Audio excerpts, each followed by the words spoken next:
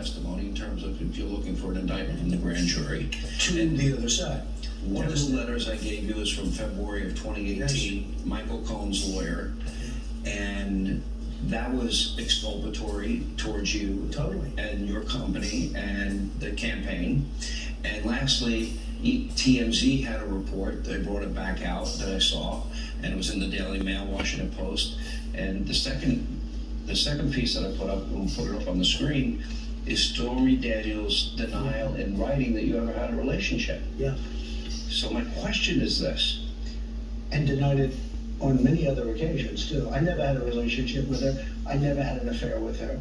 It's all made up. So here's my question. So all this information that came out in your favor, you talked about death and destruction. And then the baseball bat picture next to Alvin Bragg, and you did take that down. And my only question is, why open yourself up to criticism? You have to understand that when the story was put up, I put up a story, we didn't see pictures, we put up a story that was very exculpatory, very good story from the standpoint of what we're talking about.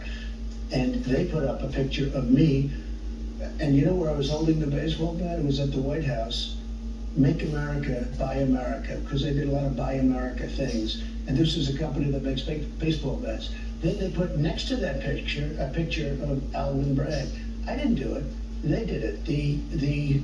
I guess the people that do the paper or somebody put pictures together, but I was holding a baseball bat in order to promote Made in America. It wasn't on your post at Truth Social? No, what they did is we posted the story, but they had a picture up, but they then put a picture up, or the picture was put up that nobody noticed or saw, or that nobody thought was bad. These were two separate pictures. I was promoting Made in America. You make these baseball bats instead of sending over to Japan and China and all of the places where they're made. This was a company, good company, that makes baseball bats and other things like that in America. They took that picture from the White House and they put it up, and then they put a picture of Alvin Bragg up. I will say this with death and destruction. I didn't say death and destruction. I said, I'm afraid. Yeah. I said, I'm afraid that if they do this, which is a fake prosecution, where my worst enemies say that he's totally innocent. I mean, I can't believe people that have never been positive to me or defended me, that don't like me, they're on the other side of the world. These are people that said, you can't do this prosecution. It will cause tremendous problems. I didn't say do something bad. I say I'm afraid that people will do something because people are very angry about it. Look, here's a letter from Stormy Daniels saying we never had an affair. Here's a letter from a very highly respected gentleman, Stephen Ryan, very highly respected firm, McDermott, Will, and Emery, but Stephen Ryan's respected. He writes a letter saying everything I said was right, everything that his client, this is his lawyer, not my lawyer, and Bob Costello is one of the most respected lawyers anywhere in the country. He served in the government at the highest positions, all of that. He went in because he witnessed, he was a lawyer for Michael Cohen. He went in because he saw what Michael Cohen was saying, and he said, that's a lie, that's terrible what he's saying. He was on my show last week. I know that, and I thought he was amazing and fantastic. And he's doing that out of civic duty. He's not doing that for any reason. I don't know Bob Costello, by the way. I don't know him. I know he represents people that I'm close to in some ways, but I have to tell, I don't know.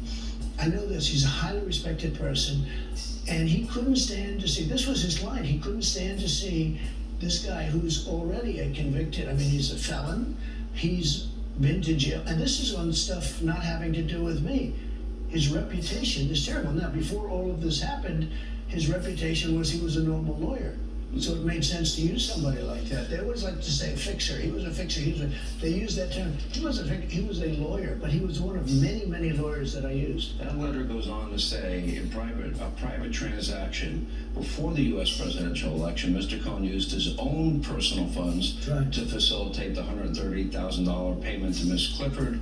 Neither the Trump organization nor the Trump campaign was a party to the transaction with Ms. Clifford, and neither reimbursed Mr. Cohen for payment directly or indirectly, and that they go on to say neither Cohen or his LLC made any in-kind contributions to you, your campaign for president, or any presidential campaign committee, and that he was not a government employee at the time, and the payment in question does not constitute a campaign contribution. That's their star witness. He probably did that to ingratiate himself to me, because that would be maybe smart to do from his standpoint.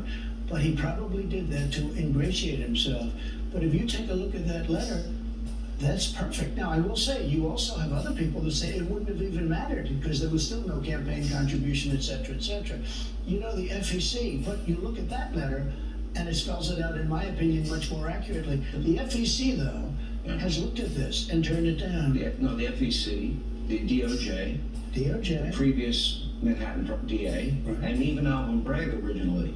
He turned it down. He turned it down. And you know who else turned it down? Bob Mueller turned it down. Everybody looked at this. This thing's ancient history. But let me be clear. So you did not post the picture of you with a baseball bat in the Oval Office next to the picture with Bragg. Somebody else did that? I posted a very positive article, and whatever picture they put up. My people didn't put up the picture. I think the picture maybe was either in the article or was put in the article later. But again, that was a baseball bat to promote made in America. Companies make in America. Don't go to Japan to buy. But you know how it was interpreted. Well, because it's the fake news media show. That's what they do. All right, let They me ask take you this. anything you can say, anything you say, and they say the opposite. The Democrats are genius at a few things. They're horrible at foreign relations. They're horrible at policy. They're horrible at everything. They're good at a number of things, though. Misinformation or disinformation, depending on your definition, but both. They give misinformation. Look at what they said about Russia hoax. I watched Shifty Schiff getting up in Congress and repeating my conversation. That was totally wrong because I didn't tell him we had the phone call taped. So he totally, then I said, oh good, we'll sue him and we'll take him down. They said, you're not allowed to sue him because he's allowed to lie in the halls of Congress. So he got up and reported a totally fake conversation. But they go misinformation. Russia was misinformation or disinformation. All of these hoaxes have been found out to for be. 3 years. Yes, you covered it very And accurately. we got it right. You got it right. As affirmed by the Horowitz report, et cetera. You and a number of people got it right. Greg Jarrett got it We right. had an entire Solomon got it right. A Sarah lot of Carter, people. there were a number of us. And you know what? The people that got it I didn't wrong, get a Pulitzer Prize. but they got it right. Pulitzer Prize. And you know what we're doing? We sued the Pulitzer Foundation I know. because they're demeaning me by trying to claim the Times and the Washington Post. Everybody has now discredited that. They said they made a mistake. Okay, that's fine. But if their reporters got it for the accurate reporting of Russia, they have to take it back. And the Pulitzer Foundation will take those Pulitzer Prizes back. I'm going to close this out though with this. And this is the last part about investigations. And that is Merrick Garland appointed a special counsel to look into two issues.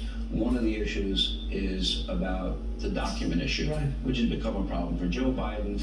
Mike Pence volunteered documents that he Bigger had. problem for him than for me. He's got places. Well, the biggest problem was probably for Hillary, if we're going to be. Well, if you want to go into that and the emails and everything else, but just if I could, Joe Biden's got 1,850 boxes in Delaware.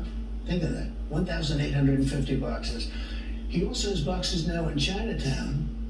Now, they say he's getting paid off by China, and he's got boxes stored in Chinatown. He's got boxes at University of Pennsylvania, and he's got boxes strewn all over the floor next to the Corvette, his beautiful Corvette, right? And nobody talks about He didn't that. get ready. I don't know how you can talk about me when they don't talk about Joe Biden, because what he did is so bad. So this is why I want to know the history here. My understanding, and correct me at any point if I'm wrong, is that prior to the raid, way prior to the raid, the FBI had access to the very room where they ultimately found the documents, correct? That's right. Okay. We they shut were there. in the room. And didn't they also call a day or two after and say, can you please put a padlock on? They did. I understand they called my lawyer and we put the padlock. And by the way, they didn't say put a padlock on. They said, could you put another lock on? Because we already have it locked up there. Okay, so then my question is simple. Why didn't they take the documents that day, one? And number two, did the FBI ever ask to come back? Did you ever deny the FBI any access that they requested to come back to that room or any other room? So the FBI was there. They showed them the room. I told them it was okay, show them the room. I said you could show them the documents, you could do whatever you want. The FBI could have taken the documents if they would have asked. They didn't ask about that. The only thing they asked for was, could you put an extra lock? Right. It was under lock and key. This wasn't strewn all over the floor of a garage with a garage door that you can buy for $179 and you can cut it with scissors. Yeah. And it was open all the time, by the way. You know, that door was open most of the time with the Corvette. This was a lock. We had a good strong lock. They asked, could we put a second one? And then I don't know what the timing was. And then they come in and raid. We would have given them the stuff had they asked for it. But you know what it is? This is election interference. They're trying to make it look bad. Now, I think the raid on Mar-a-Lago did backfire badly on them. People are... I had people that weren't my supporters that are now supporters because of the raid on Mar-a-Lago. But did they ever call you again and say, hey, can we go back to that room? Hey, can we have access? Did they ever do that? Yeah, and I think we. I mean, it'd have to be specific because I don't remember. But well, I think the lawyers. They did call the lawyers, and the lawyers gave them access to the room. They came. So they didn't have to raid. You shouldn't have raided. Okay, the Presidential Records Act is very specific, and it had to do with Richard Nixon and all the problems they had with documents for years and years and years, and even before Richard Nixon. And it's basically an instrument that is not criminal in any way. It says you are going to discuss the documents. You discuss everything, not only everything, about what's going in NARA, et cetera, et cetera. You're going to discuss it. You will talk. And if you can't come to an agreement, you're going to continue to talk. Now, Obama has big disputes. Bush has big disputes. They all have disputes. But I'm the only one they come after because they want to interfere with the election. That's why the question that was key to me is like, they already had access.